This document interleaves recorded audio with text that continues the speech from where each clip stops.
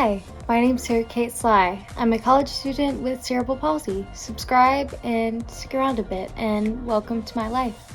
Also, in the news of things happening in my life, thank you to Jeremy Henderson and Austin Phillips for letting me be a guest on their Auburn Engineering podcast, #Getting. It was cool. I felt cool. I really enjoyed it, and I'll put a link in the description if you want to go listen to it. I've been told I was really funny. Relationships. There are way more people without disabilities than people with disabilities. So someone with a disability will likely end up with someone who's typical. So how does that work? One great example of interabled couples is LC3 and Bird on TikTok. Bird, one of the users on this account, has a spinal cord injury, and I love their content. I love seeing them mix being normal people but also dealing with her injury, and I just like seeing how they interact and how normal and really no different than anyone else their relationship is, even though he has to help her with a lot of things. They spread awareness of her disability really well, and I love their videos. I love seeing how they adapt their life, and I especially love LC3's role in her recovery and helping her with her injury. They make it work, but unfortunately not every relationship is perfect. A lot of issues you see with interabled couples are a partner being too overbearing, too smothering, and kind of acting like a caregiver more than a partner in life. Or you see partners who don't help when they're needed and they don't give enough help. I personally haven't met anyone like that, but I know that there are people out there who are more like caregivers, and instead of this relationship with a person, it's more just a mutual benefit situation where you have a caregiver with you all the time, but that's not what a relationship should look like. Someone who's typical wouldn't want someone acting like their mom or their dad and taking care of them and basically treating them like a child all the time, so why would you do that to someone with a disability? So don't smother your partner. They aren't a child. This is a grown person. This is not someone who's stupid because they have a disability, and I've had a lot of experiences just with people where people think that because I have a physical disability that maybe I'm not as intelligent, and they won't outright say it, but sometimes they'll just speak to me in a way that kind of sounds like they're talking to a kid. Or if I'm out and I'm in my chair and there's someone with me, like my mom or my friend, they'll ask questions that should be directed to me, but they'll look at whoever I'm with and talk about me in third person. And that's weird, even though it's strangers. So I can't imagine having somebody who's my partner who's in this relationship with me to be treating me that way. Like, that's incredibly disrespectful and dehumanizing. So please don't act like a caregiver and don't act like a parent and just smother your partner. That's awful. I imagine that feels terrible to experience. But there's also doing too little. Sometimes your partner with a disability will need help from you. Like LC3 and Bird. They make videos about how sometimes she needs help going down the stairs, and he'll carry her and give her piggyback rides, and it's really sweet, but he still needs to help her with those things. So he doesn't smother her, but they kind of have this agreement: you need help and I will try and help you as best I can. That's something that applies to friendships and just people that you interact with too. And that's something that's really hard for me, just with my friends, having to be like, okay, I need to ask for these things. I need to let my friends know that they need to be aware of this and bring it to their attention. Like, here's an example. In my dorm room, we have fire drills a lot for like room checks and things. And then sometimes we have the fire alarm actually get triggered because someone's cooking pizza in a toaster oven or burnt popcorn in their room. And there's kind of an agreement with my roommates. They always, if during a fire drill they don't know where I am, they always check to see if I'm home, and they make sure that I get down the stairs okay, because they don't know if I'm able, like, I'm nervous about going down the stairs sometimes. It's slow. They don't want me to get run over by people.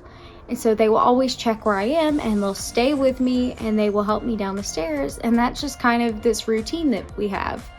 But that's been hard for me because I don't want to seem incompetent. I don't want to seem like I can't do things. I don't want to seem dependent on them because I feel like it's not their job to take care of me. But that's something that everybody kind of has to come to terms with, is there will be things that your partner with a disability will need help with.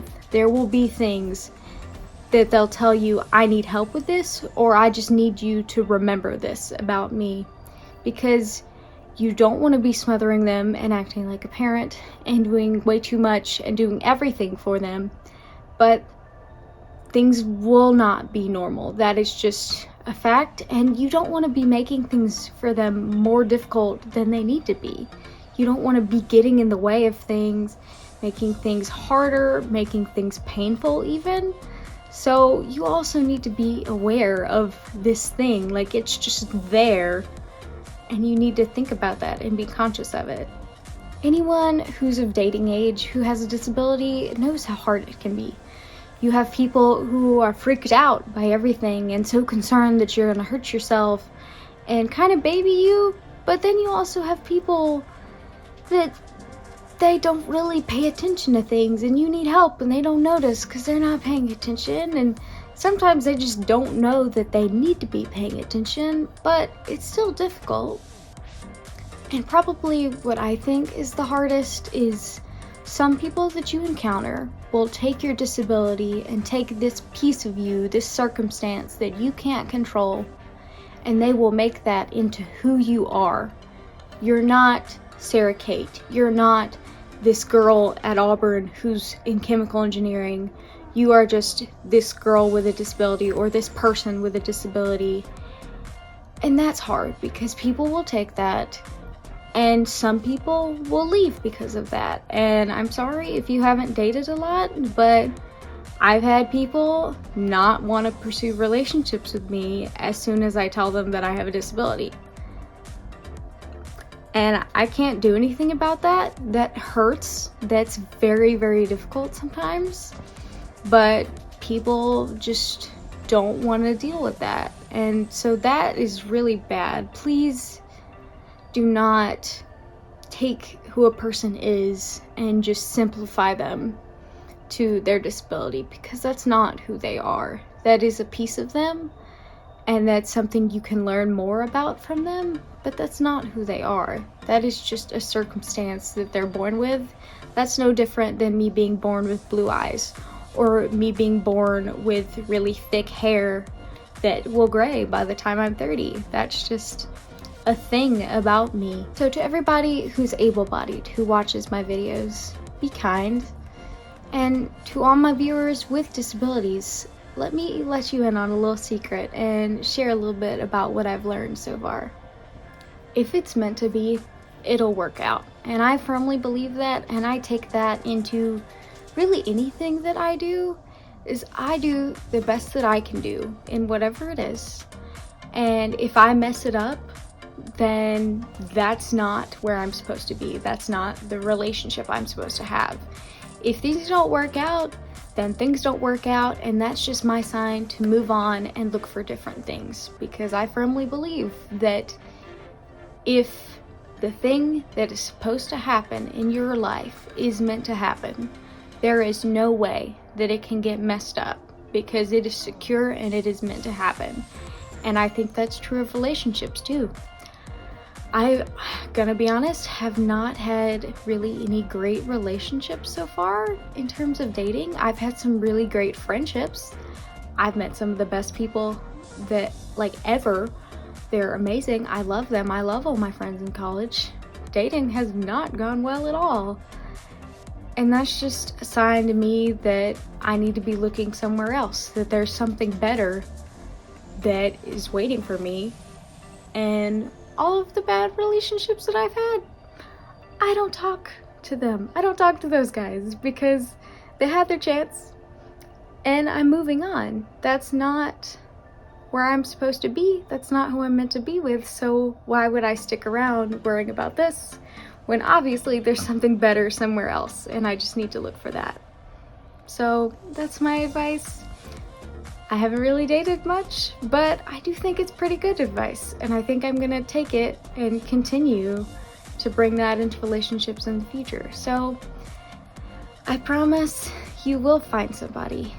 Even if you feel like no one could ever love you for what you are and feel that something's wrong with you and that you're broken, I promise you're not. Because if I can find good friends, good loving friends, girls who on a Friday night will block out time in their schedule to go to a Valentine's Day dance with me because I have no date but have a really pretty dress that I want to wear, and they'll do it and get ready and wear a pretty dress and take this time out of their schedule just so they can go with me and be awkward in a social situation just because I want to wear a pretty dress and don't want to go by myself, they'll do it. And those are some great friends that I have, and they'd be willing to drop anything to help me.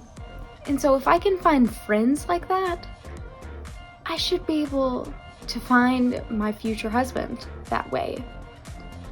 And so anybody out there, if you're thinking, well, how could somebody deal with this? This is so much to deal with. I'm such a hassle. I'm such a burden. You're not.